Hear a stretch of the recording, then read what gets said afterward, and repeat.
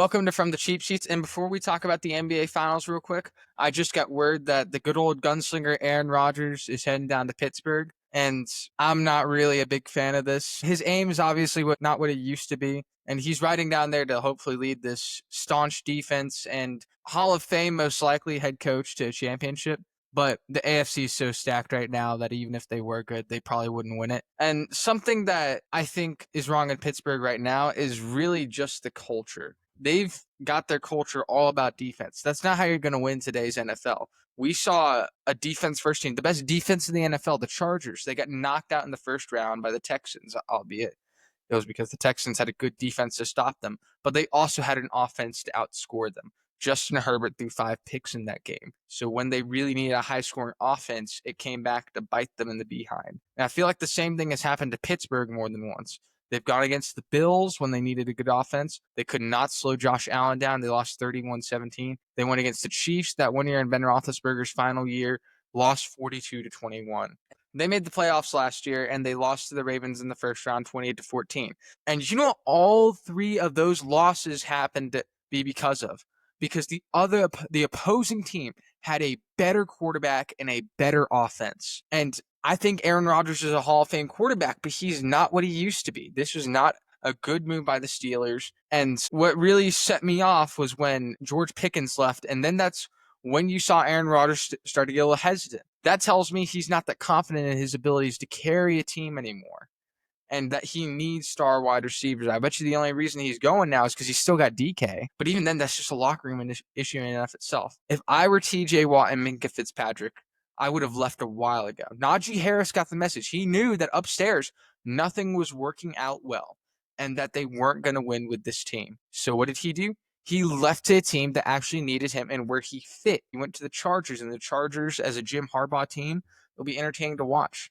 But I do not like this move by the Steelers and getting an old quarterback. And I have a feeling this might be the season where this is do or die for Mike Tomlin right now. All right, next up, I also got news that the SEC has increased the fine to $500,000 for rushing the field for colleges. That's absurd. Believe me, rushing the field is dangerous, but I think for the spirit of college football, rushing the field is fine. It's one of the most memorable parts about it. You can't do it in the NFL because security will beat you up. But in college football, you can do it because they're also your classmates. And yes, occasionally you have the idiot Tennessee fans who go and throw a goalpost in the river. But so what? When you let off a firework for entertainment, sometimes one of those fireworks is going to go into the nearby trees and burn it down. If you're having fun, some things are bound to go wrong. And I get it. I get why the CFB committee did that. But still, come on. That takes away from some of the spirit, doesn't it? And while on the topic of college football again, I want to talk about Alabama because, yes, I'm an Alabama fan, but really some of the things that have been happening are eye-popping. Ryan Williams, a now 18-year-old, I believe, came out and said, everybody who should not be here playing for Alabama is out the door. In other words, everybody is bought into what Kalen DeBoer is doing. They're all on his train. They're riding with him no matter what. And this is something that's really good. I think for Alabama as a culture, they needed this. And last year for Kalen DeBoer, everybody threw criticism at him because he flunked the season for Bama. They missed the playoffs. And yes, some of that criticism was deserved on defense, but those were still some of Saban's players, not the team he needed to build for his scheme. And that's what killed him. And honestly, I think it was a lot of Jalen Milroe too, because he was undeveloped and not the quarterback DeBoer needed. But now Alabama has 11 of the top 10 players at each position on their team, the most of any team in the nation. But yet people are saying Ohio State, the Lamborghini team, is above them, that's a valid team to put above them because they are spending so much money. I believe it's $25 million. And then they're putting Texas because of Arch Manning and their defense. But a lot of Texas's starters have left, including the offensive linemen. And I look at Oregon, and people say Oregon's going to be a big threat. Oregon got blown out by Ohio State last year. They were a paper tiger, and Penn State almost beat them. And I think one of the biggest things out there is that Penn State's defensive coordinator's now not gotten better. So the Big Ten as a conference also is something we need to talk about. But Alabama for now, I think Alabama will be a top 5 team next year. They will for sure make the playoffs next year. If they don't, Ryan DeBoer's chances at head coach, well, for the next few years, plummet. But speaking of the Big Ten, let's take a look at some of the stacked teams in there, shall we? We got Michigan with the top quarterback of his class and 5-star recruit and number 1 overall recruit in the nation. They're getting things together on defense. I mean, a lot of their offense left because you had Colston and Loveland, their best target on offense, but their players are improving. I think Michigan can make the playoffs next year, maybe. They'll definitely make a bowl game. And then Ohio State, there's nothing that needs to be really said for them. Nothing's really going to change. Their talented players are keep going in, and they're all bought into what Ryan Day wants. I think everybody talked about the talent of Ohio State last year, but what really sold me was Ryan Day's coaching in the playoffs. For some reason, when he goes into the playoffs, it's a completely different animal. And we saw that against Georgia. They almost beat that Georgia team that blew out TCU in the championship. The only reason they didn't beat them because the kick was blocked. There's nothing they could do about that. They did everything they could to stay in that game. And then against Tennessee, the same Tennessee that was very close against Georgia, that beat Alabama, they managed to destroy them. Then they went ahead and what was it? They beat the number 1 team in the nation 41-21. I think Ohio State's Ohio State's my favorite to win the conference, the Big Ten. And then we got Oregon. Oregon, while I do like Dan Lanning, they got a few things they need to figure out. I don't like the idea of a former 5-star recruit quarterback who's now a senior just transferring into Oregon. I don't think that's a winning formula. While Bo Nix and Dylan Gabriel certainly had their upsides, you couldn't keep them for long. And I think Dan Lanning needs to land a long-time prospect. And that's my only thing with them. They've been depleted on defense too, but I don't doubt Dan Lanning's ability to coach. I'll just say that. All right, moving on. Positioning back to the NBA, I have another claim because I saw something today. And here's my claim. Giannis is the best power forward of this era. That's undisputed. And people don't label him as a power forward. I heard Draymond Green recently say they only started calling him a power forward because they had to put power forwards and centers on him to guard him, when that's not what he should because he thinks that's disrespect to him. I don't think it is. I think Giannis is up there in the top 5 power forwards of all time. Because who have we got up there? We've got Tim Duncan. We've got Dirk Nowitzki. I guess Dennis Rodman would kind of be up there too. And to be honest, I think Giannis is better than Dennis Rodman. I think Giannis is the 3rd best power forward of all time. I think he's above what Kevin Garnett could do. And I think he's right behind Dirk and Tim Duncan. And the only reason he isn't number 1, he might be the most talented power forward of all time, but the only reason he isn't number 1 is because Duncan simply just won all championships. He won 5 championships. An era where you had Kobe Bryant, where you had Shaq, where you had the Detroit Pistons with Chauncey Billups, LeBron James. They beat LeBron James twice. That's impressive. And here are some facts to back this up, by the way. For the past 9 years, well, not 9 to 10 years, there are only 2 players that have had 3 or more seasons averaging 30 points per game. Those would be Giannis and SGA. And Giannis didn't take as many free throws as SGA, and he didn't shoot threes. That's part of my argument here. And he's also the only player in NBA history to average 30 points per game on 60% shooting in a single season. Oh, did I mention he did it twice? No other player's done it once. Giannis is the best power forward of this era, and I could argue he's the 2nd best player of this era. I'm being serious. If Kawhi was not injured all those years, I would think it's him. But since he was, oh well. Moving on, I talked about the Spurs. So the Spurs back in the mid-2000s had to face a flamboyant and offense with flair, the Steve Nash Suns, the pace and space offense. And this is where we transition to the NBA Finals, by the way. This Pacers team reminds me a lot of it. You had 1 star point guard who could move fast and pass the ball, and 2 big men who could go up for lobs and dunks, but could kind of shoot, in Miles Turner and Pascal Siakam. And Obi Toppin, obviously, the lob threat. But what the Spurs were able to do to slow that Suns team down was, of course, obviously they were stacked. They had potential Defensive Player of the Year candidate Bruce Bowen and the best player probably not to win Defensive Player of the Year. Well, the best defender not to win Defensive Player of the Year, Tim Duncan. They were able to put Bowen on Steve Nash and clog up the paint to take away the lobs. While the Pacers aren't overly reliant on lobs and can shoot threes, I think a similar strategy for the Thunder could work. I think if the Thunder put Alex Caruso on Tyrese Halliburton, as opposed to SGA, don't get me wrong, I think SGA is a brilliant defender, and he's probably one of the most capable players to defend Halliburton. But with Alex Caruso on him and the speed and strength he has, he could overpower Halliburton. He could keep him out of the paint because Halliburton, despite his lucky shots, his shooting isn't really that good. And like when it's good when it needs to be, but not when you normally, not in normal situations. It's only good in the clutch. But his main things are layups because of his length. He's able to speed past other guards. But with Caruso on him and the strength he has, those are going to be taken away. In fact, I think the Pacers' only chance of winning this is if they're able to get perimeter shots. If not, I have another strategy in mind, but I'll get to that later. But putting Caruso on Halliburton would obviously slow the Pacers team down. And I think putting Holmgren, who is one of the best possible players in the NBA to defend Siakam, and I'll tell you why. Both are agile, they're big, they can shoot, they can do layups, they're very versatile. But with Holmgren being bigger than Siakam and almost as fast, I think he can maybe lock him down, but it's a tough matchup. And then obviously leave Hartenstein on Miles Turner. Believe me, I've got a lot of good things to say about Isaiah Hartenstein as soon as he joined. The effect of having those little hook shots, people don't realize this, but those little hook shots he does in the paint, like Tim Duncan style, like just banking it in, those are what make the Thunder a great team. They just take open shots, and he's willing to take all those all day. Not going for the big play, just in there, in the bucket. Get them up more. But I think he will be able to lock up Miles Turner. And for the Pacers to counter this, my suggestion is to put Siakam at point guard.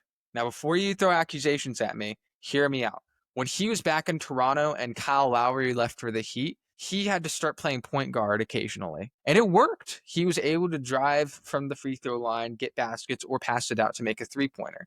But I think in this case for the Pacers, they need to let him take a more full point guard role where he passes the ball because he can outspeed Holmgren if he needs to.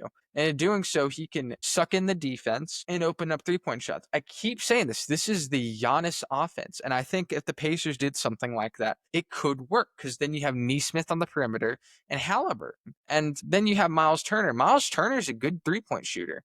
But in doing so, you also take, because I think Holmgren's going to be on him, you take Holmgren out of the paint and you open up lob dunk opportunities, particularly to Obi Toppin and Miles Turner. And I think that would be a viable threat to stay in the game. Because here's what the Pacers need to do: they don't need to lead and blow out the Thunder, because that's almost impossible. If you do that, you're going to run out of energy, and the Thunder are going to overwhelm you in the third. They need to keep it a game. Let the Thunder lead a little bit, as stupid as it sounds. And then as soon as you see the opening, just start exploding, catch them off guard. Make sure they do not pull away in that third quarter. That's how they can win this. Either way, to me, this is going to be one of the biggest chess matches I've seen in a finals series. And with that being said, let's go to my predictions. So I think in game one tonight, the Thunder will win 118. I think they're going to have a good, solid 20-point lead going into the fourth, and the Pacers are probably just going to start hitting threes, keeping it up. But then the Thunder are going to close it out. It won't be that big of a deal. Then I think the Thunder just will blow out the Pacers in game two and take a 2-0 lead with a 113-97 win. I'm not giving them any 40-point wins because people think the Pacers are obviously going to get destroyed. I don't really think so. I think this offense, Rick Carlisle has finals experience. Remember, if I'm correct, he was the one who was with Dirk on that run where they went through the Kobe Bryant Lakers, the OKC Thunder with Kevin Durant, Russell Westbrook, and James Harden, and the Heatles. So he knows how to deal with super teams here. And then in game three, I think the Pacers cut it 2-1 by winning 113-109 because I think Rick Carlisle will be some sort of mastermind. And then game four, I have the Thunder taking a 3-1 lead, 108-102. Game five, the Thunder are going to be, I think the Pacers are going to go up, and then the Thunder are going to try and come back, and they'll take the lead with a few minutes left to go in the fourth quarter, but then the Pacers are just going to hit threes. Nesmith will go off, and they'll win 108-106 and cut the lead to 3-2. And then I think the Thunder are going to close it out in Indiana 100-94 and win the NBA Finals. Have SGA being my Finals MVP, the top scorer. Who knows? Maybe the Pacers can limit him, but I don't really see a good player on that team to guard him, and I don't want Karma to come back and kick me in the butt when I said Mikal Bridges was the perfect player to guard Halliburton. But with that being said, I think the Thunder are going to be the Finals champions this year, and let's rank the past 10 Finals winners. Why don't we?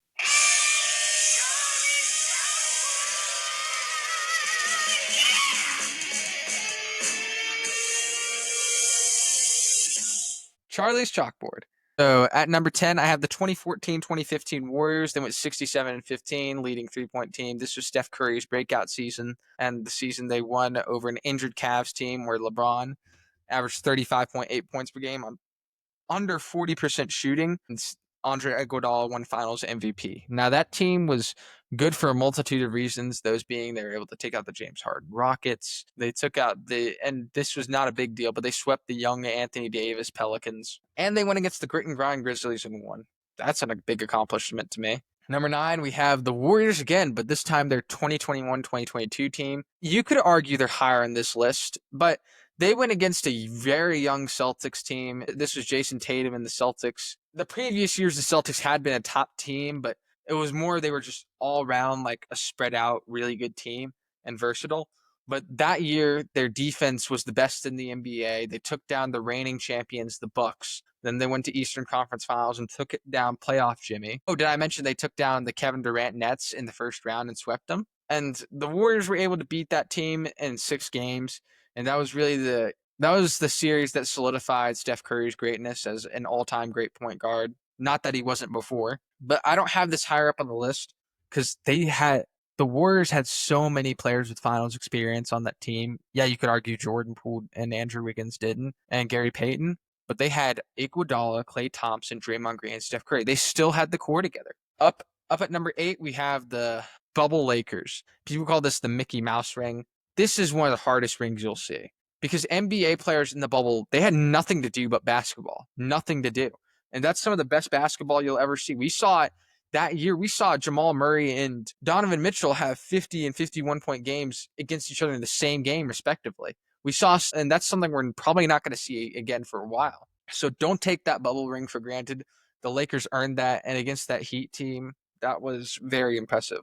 Up at number 7, we have the 2022-2023 Nuggets. This was the year that I think Jokic probably deserved MVP, but they gave it to Joel Embiid for being the scoring leader, and he arguably could have gotten it the year before, but hey, kind of deserved it that year. But Jokic got what he wanted in a Finals MVP, and him and Jamal Murray, and again, there's a reason they aren't higher on this list. Him and Jamal Murray are the first pair of teammates to have 30-point triple doubles in the finals. Woof, incredible. But the reason they aren't higher up is because they faced an 8 seed. And I'm not saying that Jimmy Butler team wasn't impressive, but that run was unprecedented. They managed to win a few close games in the first round against the 1-seeded Bucks. Then they went on to beat the New York Knicks and Jalen Brunson. And then somehow they did not throw a 3-0 lead against that stacked Celtics team. And wow, that was an incredible run, but they got swept in 5 games by the Nuggets, and that was kind of easy. That last game, though, that game 5 was pretty good, and then that performance by Nikola Jokic was pretty good, and then